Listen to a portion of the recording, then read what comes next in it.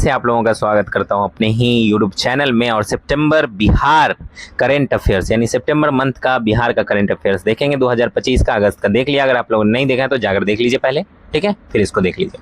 ठीक, चलिए नोट्स जरूर बनाइएगा। नोट्स इसलिए बोलता हूं बार बार बनाने के लिए कि लास्ट टाइम में आप रिवीजन कर सके। आप जब मॉक देंगे तो आप रिवीजन के बाद मॉक दें, ठीक है। चलिए आगे बढ़ते हैं और हम लोग स्टार्ट करते हैं, ठीक, बिना किसी और बात के। तो पहली खबर जो है वो मुख्यमंत्री महिला रोजगार योजना से है। Chief minister women's employment scheme चर्चा में क्यों रहा? बिहार के मुख्यमंत्री नीतीश कुमार ने राज्य में महिला उद्यमिता और आत्मनिर्भरता को बढ़ावा देने के लिए मुख्यमंत्री महिला रोजगार योजना की शुरुआत की है। इसके तहत महिलाओं को अपना खुद का काम शुरू करने के लिए आर्थिक मदद दी जा रही है। तो पूरक पहल क्या है? इसी के साथ जो है प्रधानमंत्री द्वारा बिहार राज्य जीविका निधि साख सहकारी संघ का भी शुभारंभ किया गया है, जिसका उद्देश्य जीविका दीदियों को बहुत ही आसान और सस्ती दरों पर लोन ऋण उपलब्ध कराना है। योजना के मुख्य विशेषताएं क्या है? की फीचर्स की बात कर लेते हैं, आइए। तो वित्तीय सहायता कितनी मिलेगी?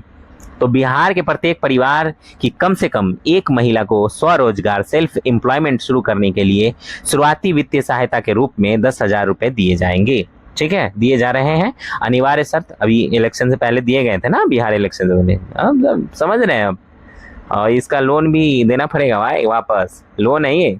अनिवार्य शर्त क्या है? इस योजना का लाभ उठाने के लिए इच्छुक महिलाओं को जीविका स्वयं सहायता समूह यानी जीविका सेल्फ हेल्प ग्रुप से जुड़ना अनिवार्य होगा, जिसके माध्यम से ही यह राशि जो है जारी की जाएगी। महिलाओं को इस राशि का वितरण सितंबर से शुरू कर दिया जाएगा, ठीक, कर दिया गया है, मतलब उस समय तो जाएगा था, अभी है। नोडल एजेंसियां क्या क्या है? सहायक एजेंसियां जिसको कहते हैं। तो इस योजना को जमीन पर उतारने के लिए ग्रामीण विकास विभाग, रूरल डेवलपमेंट डिपार्टमेंट और मुख्य नोडल एजेंसी, लिख लीजिएगा, नोट कर लीजिए, ठीक है, के रूप में काम कर रहा है, ठीक। जबकि नगर विकास एवं आवास विभाग भी इसमें आवश्यक सहयोग दे रहा है। भविष्य की संभावना क्या है? शुरुआती 6 महीने के बाद इस योजना के प्रभाव का मूल्यांकन इवैल्यूएशन किया जाएगा। यदि यह पहल सफल रही, ठीक है, रहती है, तो लाभार्थियों को आगे के विस्तार के लिए 2 लाख तक की अतिरिक्त सहायता दी जाएगी। मुझको बताइए ऐसा कौन सा उद्योग है जो 10,000 में शुरू कर सकता है? उद्यमी योजना, महिला उद्यमी योजना, 10,000 में कौन सा उद्योग स्टार्ट होता है यार? बीड़ी बनाने का काम होता है।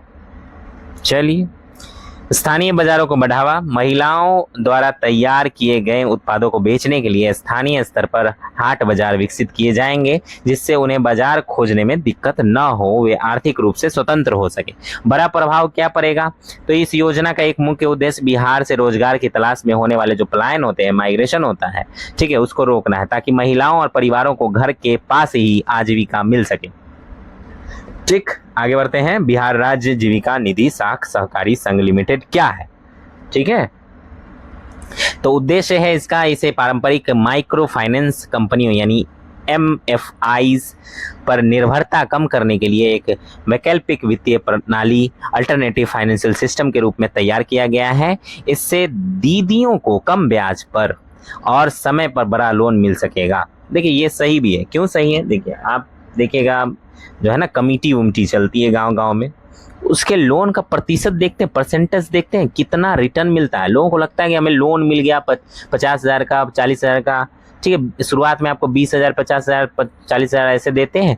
उस पे जो रेट ऑफ इंटरेस्ट होता है, बाप रे बाप, 25%, 28%, 32% ऐसे होता है रेट ऑफ इंटरेस्ट। लूटते हैं और फिर बेचारे वो गरीब लोग होते हैं, खासकर ज़्यादा औरतें होती हैं, पढ़ने लिखने तो आता नहीं है, उतना समझ होता नहीं है, सर जी करते हैं, वो लोग आते हैं बैठते हैं, बड़ा इज्जत उन लोगों को मिलता है। अरे यार गजब, और अजीब बिहेव करता है भाई, ऐसे लगेगा कि बाप बेइज्जत कर दे उस ग्रुप के अंदर। अगर आपके पास पैसे नहीं हैं कभी तो बड़ा सिचुएशन खराब हो जाता है यार। मैं कभी कभी इन सब चीज़ों को देखता हूँ, बहुत अजीब लगता है मुझको। एक तो आप रेट ऑफ इंटरेस्ट इतना हाई है आपका, महाजन से कम नहीं है आप। महाजन का 60% रेट ऑफ इंटरेस्ट होता है यार। गांव घर में जो आप ऐसे लेते हैं ना सूद पे पैसा, कभी मत लीजिए, कभी मत लीजिए। आप मतलब कंगाल हो जाते हैं, चुकाते चुकाते आप चुका नहीं पाते। मैं कहता हूँ किसी अपने से, किसी आस पड़ोस से पैसे ले लीजिए, जरूरत पड़ती है तो, लेकिन कभी सूद पे पैसा मत लीजिए। और इन लोगों से तो बच ही के रहिए, ये जो कमिटी वाले हैं इनको पे करते जाइए, पता नहीं कहाँ अपने जेब में रखते कहाँ रखते समझ में नहीं आता, समझ में नहीं आ रहा कि कितना पे हुआ कितना बाकी है। यानी आपको ये करंट जो सिचुएशन आपके अकाउंट की उससे भी अपडेटेड नहीं रखते हैं आपको। मेरा बस चलता, मैं अगर होता ना, सही बता रहा हूं, तो मैं इस पे बैन लगाता, या तो फिर रेट ऑफ इंटरेस्ट कम करो। क्या चल रहा है ये, बिहार की भोली भाली जनता, गरीब, 80% से ज्यादा लोग गरीब लूटे हुए हैं यार उसको। बिहार में इतना माफिया है, इतने माफिया हैं हर चीज में। आप देखिए परिवहन विभाग में माफिया, सारा बोलना नहीं चाहिए, मतलब मैं बोलना नहीं चाहता, लेकिन इतना मैं फेस करता हूँ ना बिहार में, जब मैं रहता हूँ तो मैं फ्रस्ट्रेट हो जाता हूँ। बिहार में रहना नहीं चाहता मैं, लिटरली। इसमें तो बोलना नहीं चाहिए, खैर क्या ही बोल रहा हूँ मैं, पर आ जा रहा है वो जुनून, मैं सोचता हूँ। तो परिवहन विभाग में देखिए आप, मेडिकल विभाग में देखिए, हेल्थ का कंडीशन इतना खराब है, झोला छाप डॉक्टरों की इतनी भरमार है, अपने आप को पता नहीं MBBS का बाप समझते हैं सब, समझ में नहीं आता। मतलब इतने झोला छाप लोग, कोई भी दवाई चला रहे हैं, किसी भी कंडीशन में चला दे रहे हैं, और फिर लोग भी इतने भोले हैं, इतने मतलब यार, मतलब इनोसेंट है। मैं समझता हूँ कि लॉजिकली वो सोचते भी नहीं है, वो उन्हीं को कॉल करके, आजकल तो कॉल का जमाना हो गया, ऐसे झोला छाप लोग ना जो सुई हुई देते हैं या कंपाउंडर गिरी करते हैं, उनको कॉल करके पूछते हैं भैया फलाना चीज हो रहा है, कौन सा दवाई ले लें। अरे भाई तुम डॉक्टर की सलाह लो, ये कंपाउंडर क्या बताएगा यार, इसको तो लिखने भी नहीं आता ठीक से, कुछ स्पेलिंग एक इसकी सही नहीं होती है, इनसे सलाह ले रहे हो। ये लोगों का लेवल जो है ना सोचने का बिहार में, मतलब सीरियसली। पर इन सब का कारण पता है, सबसे बड़ा कारण क्या, अशिक्षा। अशिक्षित रह जाना इतनी बड़ी जनसंख्या का बिहार के लिए काल है। बिहार आज हमारा पीछे गर्त में जाता हुआ, राजनीतिक लोगों से लुटता हुआ, ठीक है, और लोगों का ये माफिया पना जो चल रहा है पूरे बिहार में, हर सेक्टर में, जमीन का मामला हो, वहां पे दलाल तो आपको इतने मिलेंगे यार, मत पूछिए। वहां पे तो बेरोजगारी वहां पे चरम पे है, अशिक्षा चरम पे है, इसलिए ये सब चीजें होती है। तो अगर मूलभूत सुधार अगर करना हो बिहार में, सबसे पहले सबसे ज्यादा जरूरी, कहते हैं कि बिहार में इतना आवंटन किया गया शिक्षा के क्षेत्र में, ये किया गया वो किया गया, अरे घंटा किया गया, तुम जमीनी स्तर पे देख ही नहीं रहे हो कि कैसे सुधार होगा। ये BPSC टीचर्स जो आए हैं नियुक्त होके, आप उनकी सही से, मतलब यार किसी को सही से कुछ आता नहीं, मैं बोलना नहीं चाहता, कसम से कंट्रोवर्सी हो जाए कहीं, नहीं आता है उनको, लिखने नहीं आता, इंग्लिश नहीं आती। ऐसे तो बिहारियों की इंग्लिश कमजोर होती है, पर आप सुधार भी नहीं कर रहे हैं ना। और ये आरक्षण वाले, खैर आरक्षण बुरा नहीं है, मैं नहीं कहता, पर पढ़े तो आप पढ़िए, ठीक है, आपका अगर सिलेक्शन हो जा रहा है 62 नंबर लाने पे तो कोई बात नहीं है, हो जाए, लेकिन आप जो है इतने एलिजिबल रहें कि आप 94 नंबर 90 नंबर ला सके, जो कट ऑफ है, मतलब हाईएस्ट, उसको पार करने की आपके अंदर क्षमता होनी चाहिए, ठीक है। क्या पढ़ा रहे हैं बच्चों को, 12th के टीचर बन गए हैं, पढ़ाने नहीं आ रहा। चलिए मैं समझता हूँ कुछ चीजें मिस्टेक होती हैं, पर सुधार तो करो। शिक्षा का लेवल बहुत नीचे है बिहार के अंदर, अगर मूलभूत सुधार अगर किसी चीज में करनी चाहिए सरकार को, तो वो शिक्षा बहुत पहले, बहुत जरूरी, जड़ से शिक्षा को, एकदम अशिक्षा को मिटाना चाहिए, बाकी गरीबी तो मिट ही जाएगी। चलिए आगे बढ़ते हैं। बिहार राज्य की जीविका निधि साख सहकारी संघ लिमिटेड, इसके बारे में हम लोग बात कर रहे थे। तो इसे पारंपरिक माइक्रो फाइनेंस कंपनियों पर निर्भरता कम करने के लिए एक वैकल्पिक वित्तीय प्रणाली, अल्टरनेटिव फाइनेंशियल सिस्टम के रूप में तैयार किया गया है। इसमें दीदियों को कम ब्याज दर पर जो है समय पर बड़ा लोन मिल सकेगा। ठीक, सदस्यता कैसे रहेगी, तो जीविका के सभी जो सेल्फ हेल्प ग्रुप के जो सभी सदस्य हैं, पंजीकृत संकुल स्तरीय संघ हैं, क्लस्टर लेवल फेडरेशंस हैं, उसके सारे सदस्य इसके भी सदस्य बनेंगे। ठीक, फंडिंग कैसे होगी, इस संस्था को चलाने के लिए बिहार सरकार और केंद्र सरकार दोनों मिलकर पैसा दे रही है। डिजिटल पारदर्शिता कैसे रहेगी, तो ये पूरी व्यवस्था जो है वो 100% डिजिटल प्लेटफॉर्म पर काम करेगी। सीधे जीविका दीदियों के बैंक खातों में पारदर्शी तरीके से पैसे भेजे जा रहे हैं और इस काम को आसान बनाने के लिए 12,000 कम्युनिटी कैडरों को टैबलेट भी दिए गए हैं। चलिए आगे बढ़ते हैं। अगला खबर है भूटान के प्रधानमंत्री की बोधगया यात्रा हुई। तो चर्चा में क्यों रहा? क्योंकि भूटान के प्रधानमंत्री ने बिहार के ऐतिहासिक और धार्मिक स्थल बोधगया का दौरा किया। ठीक है, उन्होंने महाबोधि मंदिर में भगवान बुद्ध की प्रतिमा के दर्शन किए और पवित्र बोधि वृक्ष के नीचे बैठकर ध्यान यानी मेडिटेशन लगाया। ठीक है, तो Gautam Buddha believed in 9th of the 10 incarnation of lord Vishnu. Dashavatara birth कहाँ पे हुआ? तो बॉर्न एज सिद्धार्थ। कब? 563 BC। Birth place Lumbini, Nepal, near Kapilavastu. ठीक है, पेरेंट्स कौन कौन थे? तो father elected ruler of Kapilavastu, headed Shakya republican clan. Mother का नाम था प्रिंसेस फ्रॉम कोशाला डायनेस्टी। ठीक है, इनकी मदर का नाम आप लोग कमेंट में बताइए। ठीक है, भी यहाँ पे दिया हुआ है, देखेंगे तो कमल का फूल, उसके सिंबल भी दिए हुए हैं। ठीक है, इनलाइटमेंट आता है, निर्वाणा, तो बोधि वृक्ष का सिंबल दिया हुआ है। वहीं फर्स्ट सरमन, ठीक, धर्म चक्र परिवर्तन, और यहाँ पे डेथ महापरि निर्वारण, निर्वाणा। ठीक, आइए देखते हैं इसको नीचे। तो महाबोधि मंदिर के बारे में प्रमुख तथ्य जो है वो बीपीएससी आर्ट एंड कल्चर से रिलेटेड है। महत्व क्या है? यह वही स्थान है जहां ईसा पूर्व 6ठी शताब्दी में गौतम बुद्ध को बोधि वृक्ष के नीचे ज्ञान यानी इनलाइटमेंट प्राप्त हुआ था।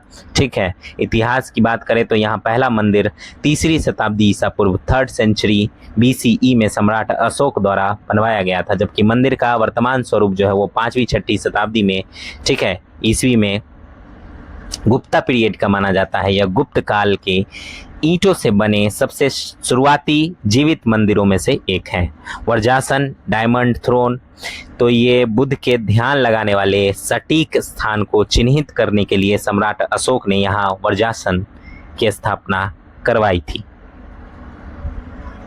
प्रमुख पवित्र स्थल की बात करें तो मंदिर परिसर में वर्तमान बोधि वृक्ष जो मूल वृक्ष की वंशज है, ठीक है, अनिमेष लोचन चैत्य, जहां बुद्ध ने ज्ञान प्राप्ति के बाद बिना पलक झपकाए ध्यान किया था, और बुद्ध के ज्ञान से जुड़े अन्य 6 पवित्र स्थल शामिल हैं।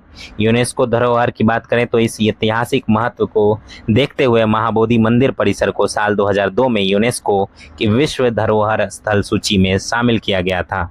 ठीक है, आगे बढ़ते हैं। मुख्यमंत्री गुरु शिष्य परंपरा योजना शुरू की गई है, चर्चा में क्यों है? बिहार सरकार के कला संस्कृति एवं युवा विभाग ने राज्य की लुप्त हो रही कलाओं को बचाने के लिए मुख्यमंत्री गुरु शिष्य परंपरा योजना की शुरुआत की है। मुख्य बिंदु क्या है और वित्तीय सहायता क्या है?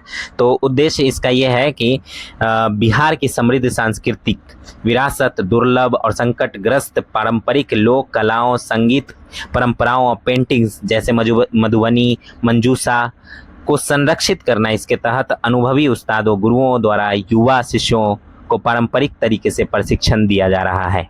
ठीक, बजट कितना रहेगा? तो बिहार सरकार ने इस योजना के लिए 1.11 करोड़ राशि की यानी रुपए की जो है स्वीकृति की है। फॉर्मेट कैसा रहेगा? इस योजना के तहत कुल 20 गुरु, 20 संगतकार, ठीक है, कंपेनियन जिसको कहते हैं कंपेनिस्ट, और 160 शिष्यों डिसिपल्स का चयन किया गया है। इन्हें सीधे बैंक खाते में हर महीने सहायता राशि दी जाती है। चयनित गुरु जो है उनको 15,000 प्रतिमाह, संगतकार को है 7,500 प्रतिमाह और शिष्यों को 3,000 प्रतिमाह की छात्रवृत्ति यानी स्कॉलरशिप दी जा रही है। नियम क्या रहेगा? यह प्रशिक्षण 2 वर्ष तक चलेगा और हर प्रतिभागी को महीने में कम से कम 12 दिन उपस्थित रहना अनिवार्य है। कोर्स पूरा होने पर एक भव्य दीक्षांत समारोह आयोजित होगा जहां ये अपनी कला का प्रदर्शन करेंगे। ठीक, गुरु के लिए पात्रता क्या रहेगी? गुरुजी जो है उनकी उम्र 50 वर्ष या उससे अधिक होनी चाहिए। वे बिहार के अस्थायी निवासी हों, उन्हें उस दुर्लभ कला में कम से कम 10 वर्ष का अनुभव हो, उनके पास प्रशिक्षण देने के लिए पर्याप्त स्थान भी होना चाहिए। ठीक है, महत्व क्या है इसका? तो इससे वरिष्ठ कलाकारों को सम्मानजनक आजीविका मिल रही है और ग्रामीण व शहरी इलाकों की युवा प्रतिभाओं को बेहतरीन मंच मिल रहा है। आगे बढ़ते हैं। Sir Mokshagundam Visvesvaraya, sir M Visvesvaraya को श्रद्धांजलि। चर्चा में क्यों है? बिहार के मुख्यमंत्री नीतीश कुमार ने 15 सितंबर को भारत के महान इंजीनियर, विद्वान और कूटनीतिक सर एम विश्वेश्वरैया की जयंती पर उन्हें भावभीनी श्रद्धांजलि अर्पित की। भारत में हर साल इस दिन को इंजीनियर्स डे के रूप में मनाया जाता है। ठीक है, 15 सितंबर को यही है national engineers day, remembering sir Mokshagundam Visvesvaraya on his birth anniversary. Remembering उनके जीवन और योगदान की बात करें, ठीक है, तो कुछ तथ्य हैं बीपीएससी प्रीलिम्स के लिए। तो परिचय अगर उनका दें तो उनका जन्म जो है वो 15 सितंबर 1861 को कर्नाटक में हुआ था। उन्होंने कॉलेज ऑफ इंजीनियरिंग पुणे से स्नातक किया। इंजीनियरिंग के क्षेत्र में उनका योगदान जो है वो बाढ़ नियंत्रण और सिंचाई परियोजनाओं के अग्रदूत माने जाते हैं। मैसूर में उनके द्वारा डिजाइन किया गया कृष्ण राज सागर बांध जल भंडारण के क्षेत्र में क्रांतिकारी कदम था। उन्होंने 1903 में पुणे के खरकवासला बांध में स्वचालित बाढ़ द्वारों यानी ऑटोमेटिक वाटर फ्लड गेट्स की एक अनूठी प्रणाली विकसित की थी। उन्होंने हैदराबाद शहर के ड्रेनेज, जल निकासी और साफ पानी की आपूर्ति प्रणाली को बेहतर बनाने के लिए उसकी बेहतरीन प्लानिंग की थी। सार्वजनिक सेवा में क्या रहा उनका योगदान? तो वे 1912 से 1918 तक मैसूर के दीवान रहे और वहां शिक्षा, सार्वजनिक स्वास्थ्य और उद्योगों के विकास की नींव रखी। आर्थिक नियोजन, ठीक है, इकोनॉमिक प्लानिंग, उन्हें भारत में आर्थिक नियोजन का प्रारंभिक पैरोकार ठीक माना जाता है। उन्हें अपनी प्रसिद्ध पुस्तक प्लान्ड इकोनॉमी इन इंडिया में आर्थिक विकास के लिए विश्वेश्वरैया योजना प्रस्तुत की थी। ठीक, सम्मान क्या क्या मिला है उनको? तो उन्हें साल 1955 में भारत के सर्वोच्च नागरिक सम्मान भारत रत्न से नवाजा गया था। ब्रिटिश सरकार द्वारा उन्हें 1915 में नाइट कमांडर की उपाधि भी दी गई थी। वे 1923 में इंडियन साइंस कांग्रेस के अध्यक्ष भी रहे थे। आगे बढ़ते हैं। पूर्णिया में 6 सॉर्टेड सीमेंट केंद्र का उद्घाटन हुआ है। चर्चा में क्यों है? प्रधानमंत्री मोदी ने बिहार के पूर्णिया सीमेंट स्टेशन में देश के अत्याधुनिक 6 सॉर्टेड सीमेंट के केंद्र का उद्घाटन किया है। मुख्य बिंदु क्या है? ठीक है, BPSC science and techs agriculture से रिलेटेड है, टेक एग्रीकल्चर से। ठीक है, तो योजना और लागत, इसे राष्ट्रीय गोकुल मिशन आरजीएम के तहत 10 करोड़ की वित्तीय सहायता, ठीक है, केंद्रीय वित्तीय सहायता से विकसित किया गया है। इसकी उत्पादन क्षमता 5 लाख डोज प्रति वर्ष है। गैसॉट स्वदेशी तकनीक है। इस केंद्र में 5 अक्टूबर 2024 को लॉन्च की गई स्वदेशी गैसॉट तकनीक का उपयोग किया जा रहा है। यह तकनीक सीमेंट को इस तरह शॉर्ट यानी अलग करती है कि कृत्रिम गर्भधान आर्टिफिशियल इंसेमिनेशन के बाद 90% सटीकता के साथ केवल बछिया फीमेल काफ ही पैदा होती है। ठीक, महत्व क्या है इसका? तो दुग्ध उत्पादन, डेयरी फार्मिंग के लिए, तो डेयरी फार्मिंग के लिए बछिया का होना बहुत ज़रूरी है, क्योंकि इससे किसानों पर अनचाहे नर बछड़ों को पालने का आर्थिक बोझ कम होता है। यह तकनीक पूर्वी और उत्तर पूर्वी भारत के छोटे सीमांत और भूमिहीन डेयरी किसानों को बहुत ही कम दरों पर उपलब्ध कराई जाएगी, जो मेक इन इंडिया और आत्मनिर्भर भारत को मजबूती देती है। पूर्णिया सीमेंट स्टेशन कुल 84.27 करोड़ की केंद्रीय सहायता से बना पूर्णिया स्टेशन भारत के सबसे बड़े सरकारी सीमेंट स्टेशनों में से एक है और पूर्वी राज्यों में अपनी तरह का पहला केंद्र है, जो वर्तमान में सालाना 50 लाख डोज का उत्पादन कर रहा है। राष्ट्रीय गोकुल मिशन आरजीएम क्या है वो भी देख लेते हैं। शुरुआत इसे पशुपालन डेयरी विभाग द्वारा वर्ष 2014 में स्वदेशी गुजरातीय नस्लों इंडिजीनस बोवाइन ब्रीड्स के विकास और संरक्षण के लिए शुरू किया गया था। वर्तमान में यह मिशन राष्ट्रीय पशुधन विकास योजना 2021 से 26 के हिस्से के रूप में 2400 करोड़ रुपए के बजट के साथ काम कर रहा है। आवश्यकता क्यों पड़ी? तो भारत की मूल स्वदेशी नस्लें जो है, जैसे आंध्र प्रदेश की पुंगनूर, धीरे धीरे कम हो रही है। ये नस्लें जलवायु अनुकूल, क्लाइमेट रिसाइलिएंट होती हैं, इनमें बीमारियां कम होती हैं और ये स्थानीय पर्यावरण में अच्छे से ढलकर उच्च गुणवत्ता वाला दूध देती हैं। मुख्य घटक क्या है इसमें? तो इसमें उन्नत आनुवांशिक सुधार के लिए IVF, इन विट्रो फर्टिलाइजेशन तकनीक को बढ़ावा देना, ग्रामीण भारत में मैत्री, ठीक है, multipurpose artificial insemination technicians in rural India की स्थापना करना और डेटा प्रबंधन के लिए राष्ट्रीय डिजिटल पशुधन मिशन लागू करना शामिल है। इस मिशन का अधिकांश घटकों के लिए केंद्र सरकार जो है 100% सहायता अनुदान ग्रांट इन एड देती है।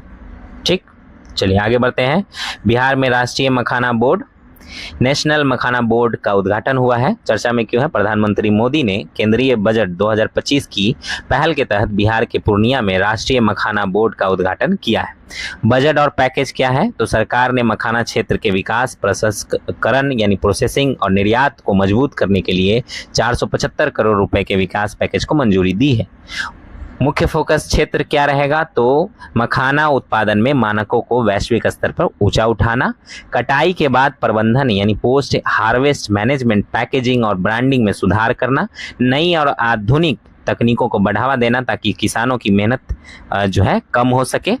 किसान उत्पादक संगठनों APOs जिसको कहते हैं, फार्मर प्रोडक्शन ऑर्गेनाइजेशंस की मदद करना ताकि उन्हें केंद्रीय योजनाओं का सीधा लाभ मिल सके। FPOs क्या होते हैं पता है? बहुत सारे किसान क्या होते हैं, जैसे ये FPO है, ऑर्गेनाइजेशन है, बहुत सारे किसान अपना जो उत्पादन होता है वो यहाँ लेके आते हैं बेचने के लिए, वो FPO को बेच देते हैं। ठीक है, FPO क्या करता है फिर? वो जो है गवर्नमेंट से डील करता है। ठीक, समझ गए? चलिए, बिहार और मखाना भौगोलिक स्थिति यानी ज्योग्राफी, वैश्विक हिस्सेदारी क्या है? तो पूरे भारत के कुल मखाना उत्पादन का लगभग 90% हिस्सा अकेले बिहार से आता है।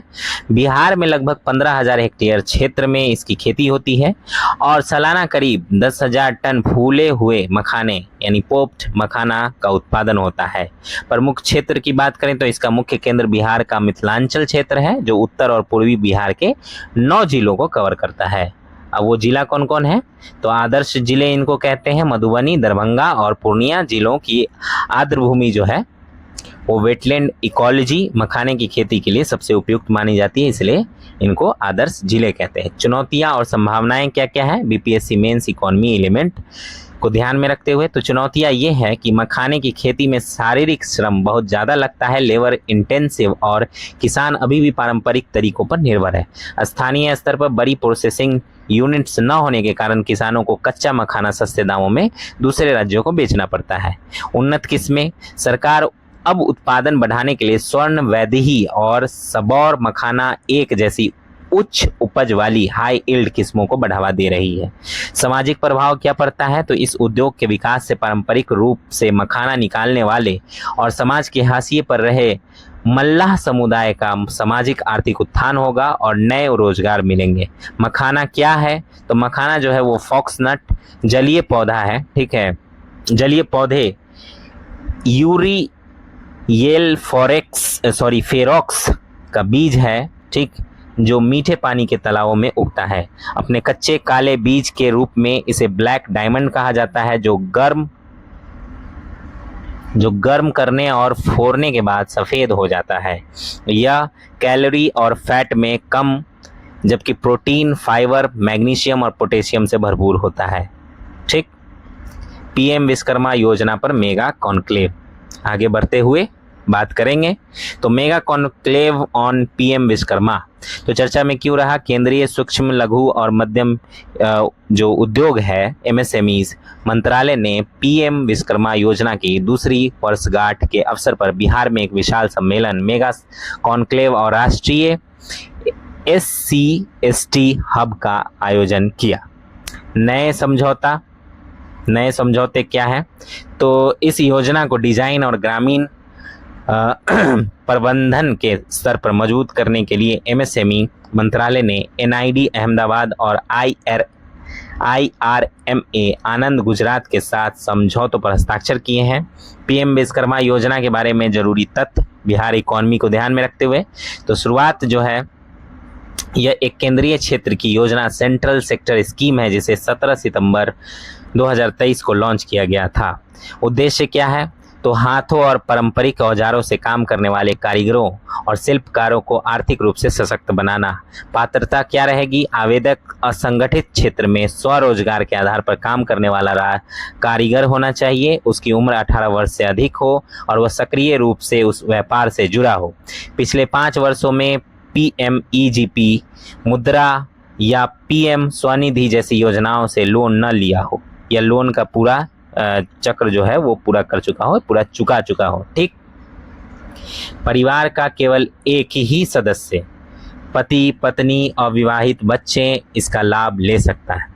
सरकारी कर्मचारी और उनके परिवार इसके पात्र नहीं है। शामिल 18 पारंपरिक व्यापार एलिजिबल ट्रेड्स, इसमें बढ़ई, कारपेंटर, नाव बनाने वाले, लोहार, ब्लैक स्मिथ, सोनार, ठीक है, कुम्हार, पोटर जिसको कहते हैं, मूर्तिकार, मोची, ठीक है, कॉबलर, राजमिस्त्री, मैसोन, टोकरी, चटाई बुनकर, नाई, बार्बर, धोबी, वॉशरमैन, दर्जी, टेलर और मछली पकड़ने का जाल बनाने वाले जैसे 18 पारिवारिक व्यवसायों को शामिल किया गया है।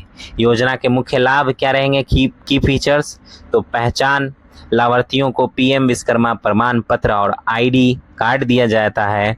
कौशल विकास, स्किल बेसिक ट्रेनिंग दी जाती है 5 से 7 दिन, 40 घंटे की ट्रेनिंग जिसमें प्रतिदिन 500 रुपये का वजीफा स्टिपेंड मिलता है। एडवांस ट्रेनिंग 15 दिनों की विशेष व्यावसायिक ट्रेनिंग दी जाती है, इसमें भी 500 रुपया प्रतिदिन वजीफा मिलता है। टूल किट प्रोत्साहन, आधुनिक औजार खरीदने के लिए ई-रूपी या ई-वाउचर के जरिए 15,000 दिए जाते हैं। सस्ता लोन मिलता है। क्रेडिट सपोर्ट, बिना किसी गारंटी के, कोलैटरल फ्री, ठीक है, यानी बिना किसी गारंटी के। पहली किस्त में 1 लाख और दूसरी किस्त में 2 लाख का बिजनेस लोन बहुत ही रियायती ब्याज पर मिलता है। चलिए आगे बढ़ते हैं। बेरोजगार स्नातकों के लिए मुख्यमंत्री स्वयं सहायता भत्ता योजना का विस्तार चर्चा में क्यों है? 18 सितंबर 2025 को बिहार के मुख्यमंत्री नीतीश कुमार ने राज्य के युवाओं को बड़ी राहत देते हुए अपने 7 निश्चय यानी 7 जो निश्चय कार्यक्रम है उसके तहत चल रही मुख्यमंत्री स्वयं सहायता भत्ता योजना के विस्तार की घोषणा की है। योजना के नए नियम और बदलाव। नया विस्तार, अब इस योजना का लाभ 20 से 25 वर्ष की आयु के उन स्नातक ग्रेजुएट युवाओं को भी मिलेगा जो पढ़ाई पूरी कर चुके हैं और नौकरी की तलाश कर रहे हैं। वित्तीय मदद मिलेगा।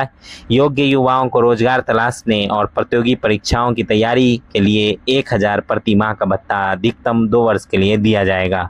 पिछला नियम क्या था? पहले यह योजना केवल उन बेरोजगार युवाओं के लिए उपलब्ध थी जिन्होंने अपनी इंटरमीडिएट यानी 12वीं की परीक्षा पास की थी। शर्तें क्या है? आवेदक किसी सरकारी, निजी, गैर सरकारी क्षेत्र में कार्यरत न होना चाहिए और न ही वह किसी नियमित कोर्स में पढ़ाई कर रहा हो। युवा मुख्यमंत्री निश्चय स्वयं सहायता भत्ता योजना पोर्टल पर जाकर अपने मोबाइल नंबर और ईमेल ID से पंजीकरण कर सकते हैं। 7 निश्चय प्रोग्राम क्या है? तो बिहार का 7 निश्चय प्रोग्राम है, जैसा कि इमेज में हम लोग देख रहे हैं, इसमें बात करेंगे तो 7 निश्चय योजना बिहार सरकार का एक प्रमुख फ्लैगशिप कार्यक्रम है। इसे समाज के हर वर्ग तक बिना किसी भेदभाव के समान रूप से विकास पहुंचाने के लिए डिज़ाइन किया गया है। सुशासन कार्यक्रम 2015 से 20 के तहत शुरू की गए 7 निश्चयों की निगरानी बिहार विकास मिशन के अंतर्गत 7 उप मिशनों सब मिशंस के माध्यम से की जाती है। 7 निश्चय प्रोग्राम क्या है वो देख लेंगे। तो द मुख्यमंत्री 7 निश्चय यानी 7 रिजॉल्व्स योजना is a flagship initiative by the Bihar government comprising 7 key programs aimed at youth and overall state development. 7 Nischay have been designed in such a way that the schemes formulated under them reach across every class of society equally without any bias or prejudice. The 7 Nischay for a developed Bihar outlined in the Good Governance Program 2015 to 20 20 in mission mode are monitored through 7 sub missions under the Bihar Vikas mission. ठीक है, जो हिंदी में लिखा हो वही English में लिखा हो, और कोई बात नहीं। 7 निश्चय and submission for good governance. तो बिहार विकास मिशन है, youth submission, drinking water sanitation, rural and urban development submission, human development submission, agriculture submission, industry and business submission, infrastructure submission, लोक संवाद एंड ब्रांड बिहार सबमिशन। वहीं आर्थिक हाल युवाओं का बाल, क्या है? आर्थिक हाल युवाओं का बल, आर्थिक हल युवाओं का बल। ठीक है, तो इकोनॉमी के सॉल्यूशंस है इसमें, यूथ एम्पावरमेंट, आरक्षित रोजगार, महिलाओं का अधिकार। तो इसके अंदर है रिजर्व जॉब्स, वीमेंस राइट्स, हर घर बिजली, इसके जो अंदर है वो इलेक्ट्रिसिटी एक्सेस है, हर घर नल का जल, टैप वाटर एक्सेस, यानी 7 जो निश्चय योजना है उसके तहत ये 7 है, उसके अंदर जो है सबमिशंस हैं। ठीक, तो अफसर बढ़े आगे पढ़ें, एजुकेशन अपॉर्चुनिटीज़ फर्दर स्टडीज़। ठीक, शौचालय निर्माण, घर का सम्मान, toilet construction, house hold respect, घर तक पक्की गली नालियाँ। ठीक है, तो पेव्ड स्ट्रीट्स और ड्रेन्स। ठीक है, समझ गए? तो ये सब आप जो है 7 निश्चय कौन कौन से हैं आप लिख लेंगे, और कौन किसके अंदर आता है वो भी लिख लेंगे। ठीक है, अपने नोट्स के अंदर। तो 7 निश्चय और उनके जो मुख्य लक्ष्य हैं, तो आर्थिक हल युवाओं का बल हमने पढ़ लिया। इसके तहत युवाओं को आर्थिक सम्मान, समाधान, कौशल विकास और स्वयं सहायता भत्ता देकर सशक्त बनाया जाता है। आरक्षित रोजगार, महिलाओं का अधिकार, ये भी 7 निश्चय का पार्ट है। तो राज्य सरकार की नौकरियों में महिलाओं के लिए आरक्षण और उनके अधिकारों की सुरक्षा सुनिश्चित करना, हर घर बिजली। ठीक है, बिहार के प्रत्येक ग्रामीण और शहरी घर तक निर्बाध बिजली का पहुंच जो है बनाना, हर घर नल जल, यानी हर घर नल जल जो है प्रत्येक परिवार को पाइप के जरिए स्वच्छ पेयजल उपलब्ध कराना, घर तक पक्की गली नालियाँ। ठीक है, गांव और कस्बों की गलियों को पक्का करना और नालियों का निर्माण करना, शौचालय निर्माण, घर का सम्मान, खुले शौच से मुक्ति के लिए हर घर में शौचालय का निर्माण सुनिश्चित करना, अवसर बढ़े आगे बढ़े। ठीक है, तो उच्च शिक्षा के अवसरों को बढ़ाना और तकनीकी व्यवसायिक शिक्षा के लिए नए संस्थान खोलना। ठीक है, तो ये सब चीज़ें हैं। आगे बढ़ते हैं। राष्ट्रकवि रामधारी सिंह दिनकर जी की जयंती चर्चा में क्यों रहा? प्रधानमंत्री नरेंद्र मोदी ने महान कवि रामधारी सिंह दिनकर की जयंती पर उन्हें श्रद्धांजलि अर्पित की और हिंदी साहित्य तथा राष्ट्रवाद की भावना जगाने में जो उनका योगदान है उसको याद किया। प्रारंभिक जीवन और शिक्षा, तो उनका जन्म 23 सितंबर 1908 को बिहार के बेगूसराय जिले के सिमरिया गांव में हुआ था। ठीक है, बिहार के थे रामधारी सिंह दिनकर, और इनका जो देहांत हुआ था वो 24 अप्रैल 1974 को हुआ था। शिक्षा की बात करें तो उन्होंने पटना विश्वविद्यालय के दर्शन शास्त्र यानी फिलॉसफी, राजनीति और इतिहास की पढ़ाई की। वे संस्कृत, उर्दू, बंगाली और अंग्रेजी जैसी कई भाषाओं के जानकार थे। साहित्य और स्वतंत्रता संग्राम में योगदान रहा उनका। राष्ट्रकवि का सम्मान मिला उन्हें जो है उनके देशभक्ति और प्रेरक लेखन के लिए राष्ट्रकवि के रूप में जाना जाता है। वीर रस के कवि इनको कहा जाता है। स्वतंत्रता संग्राम के दौरान उनकी वीर रस यानी ब्रेवरी से ओतप्रोत कविताओं ने जनता में राष्ट्रवाद की मशाल जलाई। प्रमुख रचनाएं उनकी क्या है? उनकी कालजयी रचना है रश्मिरथी, महाभारत के पात्र कर्ण के जीवन पर आधारित है। पढ़िएगा, बहुत ही बढ़िया काव्य है, बहुत मजा आ जाता पढ़ के। ठीक है, हिंदी साहित्य की सबसे प्रभावशाली कृतियों में से एक है। इसके अलावा संस्कृति के 4 अध्याय और परशुराम की प्रतीक्षा उनकी प्रमुख कृतियां हैं। वैचारिक प्रभाव उनके लेखन पर रविंद्रनाथ टैगोर की काव्य शैली, महात्मा गांधी के राजनीतिक दर्शन और कार्ल मार्क्स के क्रांतिकारी विचारों का अनूठा मिश्रण देखने को मिलता है। राजनीतिक और शैक्षणिक जीवन, तो वे 1952 से 1964 तक राज्यसभा के सदस्य रहे। 1960 के दशक में उन्होंने भागलपुर विश्वविद्यालय के कुलपति, वाइस चांसलर के रूप में भी सेवाएं दी। सम्मान और पुरस्कार की बात करें तो 1959 साहित्य में उनके असाधारण योगदान के लिए उन्हें पद्म भूषण से सम्मानित किया गया। 1999 में हिंदी को राजभाषा बनने के 50 वर्ष पूरे होने के उपलक्ष्य में भारत सरकार ने उन पर एक स्मारक डाक टिकट भी जारी किया था। ठीक। पीएम मेमेंटोस ई ऑक्शन में बिहार की लोक कलाएं। तो चर्चा में क्यों है? प्रधानमंत्री मोदी ने को मिले उपहारों और स्मृति चिन्हों की 7वीं ई नीलामी ई ऑक्शन में बिहार की समृद्ध सांस्कृतिक विरासत को प्रदर्शित करने वाली 40 अनूठी कलाकृतियों को शामिल किया गया है। उद्देश्य क्या है? इस नीलामी से मिलने वाली पूरी राशि का उपयोग नमामि गंगे परियोजना गंगा नदी के कायाकल्प के लिए किया जाता है। इस नीलामी का आयोजन संस्कृति मंत्रालय के तहत राष्ट्रीय आधुनिक कला दीर्घा NGMA दिल्ली द्वारा किया जाता है। बिहार की प्रमुख कलाकृतियां as shown in image Madhubani painting, भगवान कृष्ण और गोपियां। विवरण है, यह पारंपरिक कलाकृति भगवान कृष्ण और गोपियों के बीच आध्यात्मिक प्रेम और सद्भाव को दर्शाती है। इसमें गाढ़े रंग, बोल्ड लाइंस, बारीक पैटर्न्स और प्राकृतिक रंगों का उपयोग किया गया है जो मिथिला की लोक परंपरा का प्रतीक है। आइए फिगर देख लेते हैं। यह है पिक्चर,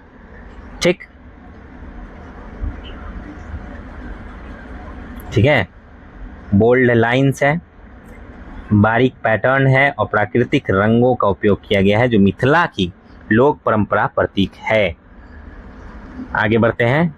मिथिला पेंटिंग की बात करेंगे, वो मधुबनी पेंटिंग है, ठीक है। शिवलिंग और महिला, तो विवरण है, हाथ में कमल का फूल है, एक महिला और भगवान शिव के प्रतीक शिवलिंग को दर्शाती है। पेंटिंग कागज पर पोस्टर रंगों से बनाई गई है जिसे भूरे रंग के टेक्सचर्ड फ्रेम में संजोया गया है। यह प्राकृतिक और हिंदू देवी देवताओं के साथ मिथिला के गहरे जुड़ाव को दिखाती है। यह है मिथिला पेंटिंग, ठीक।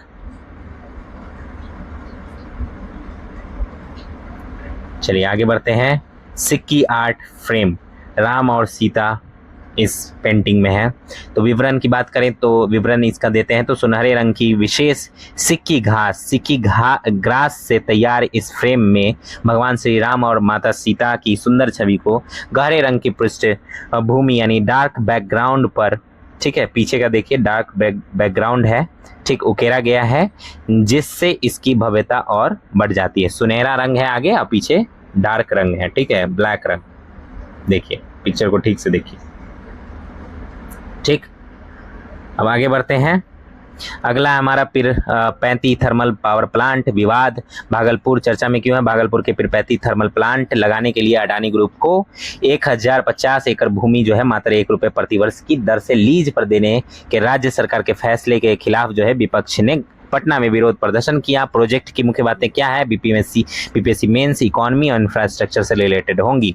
तो क्षमता और निवेश, अडानी पावर लिमिटेड यहाँ 2400 मेगावाट का कोयला आधारित पावर प्लांट विकसित कर रहा है जिसकी अनुमानित लागत जो है वो $3 बिलियन करीब 25,000 करोड़ से अधिक है। इसमें 800 से 800 मेगावाट यानी 800 की जो मेगावाट की 3 इकाइयां होंगी, ठीक। रोजगार जो है इसमें निर्माण के दौरान 10,000 से 12,000 लोगों को और प्लांट शुरू होने पर निर्माण के दौरान इतने लोगों को और प्लांट शुरू होने पर लगभग 3,000 लोगों को अस्थायी रोजगार मिलने की उम्मीद है। विवाद और आरोप क्या है? भूमि लीज दर 1050 एकड़ जमीन 33 वर्षों के लिए ₹1 पर वर्ष पर देना जिसे विपक्ष ने रियायत के बजाय उपहार करार दिया है। पर्यावरण को लेकर भी आरोप है कि इस प्रोजेक्ट के लिए लगभग 10 लाख पेड़ काटे जाएंगे जिससे पारिस्थितिकी को नुकसान पहुंचेगा। बिजली दरें, विपक्ष का दावा है कि यहां से बनने वाली बिजली बिहार के लोगों को लगभग ₹6 प्रति यूनिट मिलेगी जो महाराष्ट्र और यूपी की तुलना में अधिक है, ठीक। सरकार का पक्ष क्या है? स्पष्टीकरण इस पे क्या आया है? तो यह प्रोजेक्ट बिजली अधिनियम 2003 की धारा 63 के तहत एक पारदर्शी टैरिफ आधारित प्रतिस्पर्धी बोली यानी TBCB प्रक्रिया के माध्यम से आवंटित किया गया है जिसमें अडानी ग्रुप सबसे कम बोली लगाकर विजेता बना। यह जमीन गजब है, लेकिन हर जगह विजेता यही है। खैर, यह जमीन 2022 में ही Bihar state power generation company BSPGCL को ₹1 प्रति वर्ष की दर पर दी जा चुकी थी।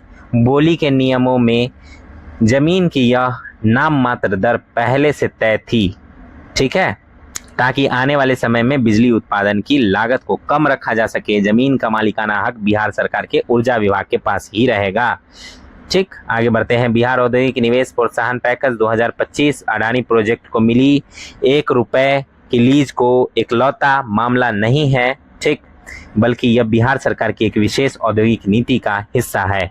नीति के नियम अगस्त 2025 में स्वीकृति। इस नीति के तहत बड़े निवेशकों को आकर्षित करने के लिए मात्र ₹1 की टोकन दर पर जमीन आवंटित करने का प्रावधान है। पात्रता शर्तें क्या है? 100 करोड़ का निवेश और 1000 रोजगार देने पर जो है 10 एकड़ मुफ्त टोकन मतलब दर पर जो है जमीन मिलेगी। 1000 करोड़ का निवेश करने पर कितना मिलेगा? 25 एकड़ मुफ्त जमीन मिलेगी। फिर फॉर्च्यून जो 500 कंपनीज हैं उन कंपनियों को सीधे 10 एकड़ मुफ्त ज़मीन मिलेगी। अन्य जो सामान्य निवेशक हैं, ठीक, उनको बिएडा की ज़मीन की दरों पर जो है 50% की छूट मिलेगी। समय सीमा क्या है? यह योजना 31 मार्च 2026 तक सभी योग्य निवेशकों के लिए खुली हुई है। ठीक, अब बंद हो चुकी है, इस समय उस समय खुली हुई थी। बिहार के 2 नए आर्द्रभूमि वेटलैंड्स बने। रामसर साइट्स चर्चा में क्यों है? भारत ने बिहार के 2 नए आर्द्रभूमियों बक्सर जिले के गोकुल जलाशय और पश्चिम चंपारण जिले की उदयपुर झील को अंतर्राष्ट्रीय महत्व की रामसर कन्वेंशन साइट्स की वैश्विक सूची में शामिल किया है। भारत की स्थिति इन 2 नई साइटों के जुड़ने से अब भारत में कुल रामसर स्थलों की संख्या 93 हो गई है, जो कुल 13,60,919 हेक्टेयर क्षेत्र को कवर करती है। भारत इस मामले में एशिया में पहले स्थान पर है और वैश्विक स्तर पर यूके 176, मैक्सिको 144 के बाद तीसरे स्थान पर है। ठीक, आगे बढ़ते हैं। गोकुल जलाशय बक्सर जिला। प्रकार टाइप क्या है? यह गंगा नदी के दक्षिणी छोर पर स्थित एक गोखुर झील है। ऑक्सबो इस तरह का झील होता है। ठीक है, ठीक। लेक है। पारिस्थितिकी भूमिका क्या है? यह आसपास के गांवों के लिए बाढ़ के समय एक प्राकृतिक बफर बाढ़ नियंत्रण का काम करता है। साथ ही 50 से अधिक पक्षी प्रजातियों का निवास स्थान भी है। सामुदायिक जुड़ाव की बात करें तो स्थानीय ग्रामीणों को इससे मछली पकड़ने, खेती, सिंचाई के माध्यम से आजीविका मिलती है। यहाँ एक अनोखी स्थानीय परंपरा भी है, जहाँ ग्रामीण त्योहार के दौरान हर साल मिलकर इसके जल ग्रहण क्षेत्र, ठीक है, कैचमेंट एरिया की सफाई करते हैं। उदयपुर झील की बात करेंगे, पश्चिमी चंपारण जिला। टाइप की बात करें, प्रकार की बात करें तो ये भी एक गोखुर झील है। ऑक्सबो लेक है जो एक गांव को घेरे हुए है। जैव विविधता बायोडायवर्सिटी की बात करें तो ये झील 280 पौधों की प्रजातियों का घर है, जिसमें भारत के स्थानिक एंडेमिक प्रजाति LIC कार्पस रॉक्स बर्गियनेंस भी शामिल है। प्रवासी पक्षी यहाँ जो आते हैं, यह झील 35 प्रवासी पक्षी प्रजातियों के लिए एक महत्वपूर्ण शीतकालीन शरण स्थल यानी विंटर ग्राउंड है, जिसमें लुप्तप्राय वल्नरेबल कॉमन पोचार्ड पक्षी भी शामिल है। आर्द्रभूमि, वेटलैंड और रामसर कन्वेंशन क्या है? तो वेटलैंड जो है यह दलहन, पंख भूमि, फेन पिट भूमि या पानी का ऐसा क्षेत्र होता है, चाहे प्राकृतिक हो या कृत्रिम हो। ठीक है, पानी हो, स्थिर पानी हो या बहता हुआ हो, जिसमें समुद्री पानी के वे क्षेत्र भी शामिल हैं जिनकी गहराई कम ज्वार लो टाइड के समय 6 मीटर से अधिक नहीं होती। इन्हें इकोटोन कहा जाता है क्योंकि यह स्थलीय और जलीय पारिस्थितिकी तंत्र के बीच का एक संक्रमणकालीन ट्रांजिशनल क्षेत्र होता है। रामसर कन्वेंशन क्या है? इसे 1971 में ईरान के रामसर शहर में अपनाया गया था, जो दुनिया भर में आर्द्र भूमियों के संरक्षण और उनके साझेदारी से उपयोग वाइज यूज के लिए एक वैश्विक रूपरेखा प्रदान करता है। भारत 1982 में इसमें शामिल हुआ था। आगे बढ़ते हैं। Montreux record,